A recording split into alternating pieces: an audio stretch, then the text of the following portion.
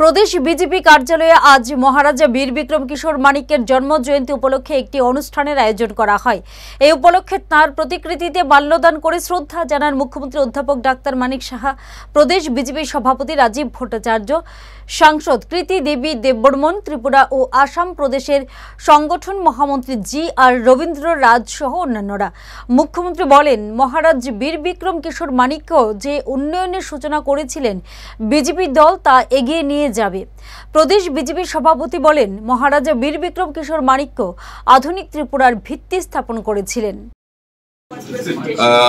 আমরা সবাই জানি যে আমাদের ত্রিপুরা রাজ্যের আধুনিক রূপকার মহারাজা বীর বিক্রম কিশোর মানিক্যের আজকে শুভ জন্মদিন।